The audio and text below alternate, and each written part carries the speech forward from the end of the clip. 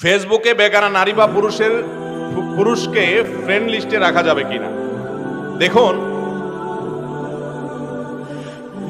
বেগানা নারী বা বেগানা পুরুষকে ফ্রেন্ড লিস্টে রাখার ব্যাপারটিকে অ্যাভয়েড করাটাই হলো তাকওয়ার দাবি। কারণ ফ্রেন্ড লিস্টে থাকার ফলে একে অন্যের সঙ্গে প্রয়োজন ছাড়াও চ্যাটিং করার সুযোগ তৈরি হবে।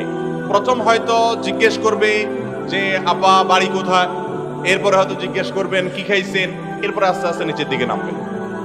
আল্লাহ রাব্বুল আলামিন এমন ভাবে সৃষ্টি করেছেন নারী পুরুষকে, একে অন্যের কাছে যখন আসবে, যাদের সাথে বিবাহ বন্ধনে আবদ্ধ হওয়া হালাল, অর্থাৎ যারা আপনার গায়রে মাহরাম, অর্থাৎ যারা পরপুরুষ এবং পরনারী, এইরকম মানুষদের যত সংস্রবে আসবেন, যত সান্নিধ্যে আসবেন, নিজেকে আপনি নিয়ন্ত্রণ করতে পারবেন না। টুডে অর টুমরো, আজ হোক আর কাল, আপনি আস্তে আস্তে আপনার মনকে খারাপ দিকে নিয়ে যেতে বাধ্য। এটা আল্লাহ তাআলা সৃষ্টি করেছেন এইভাবে।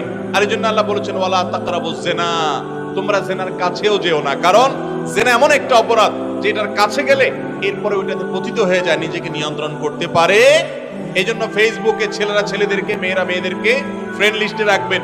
এবং যদি কোনো আপনার পরিচিত মেয়েরা থাকে, আপনার বোন, আপনার স্ত্রী, তাহলে যথাসম্ভব তাদের প্রাইভেসি যেন ঠিক থাকে সেদিকটা খেয়াল রাখবেন। তাদের প্রোফাইল পিকচারে এখনো পর্যন্ত ফেসবুক ম্যান্ডেটরি করে নাই যে তার অরিজিনাল ছবি দিতে হবে, যে কোনো কিছু দিয়ে রাখা যায়। অতএব তার ছবি যেন অনেকে প্রদর্শন করে বেড়ায়, সে যেন না করে, এগুলো খেয়াল করতে হবে। এক কথায় ফিতনা থেকে দূরে থাকতে হবে।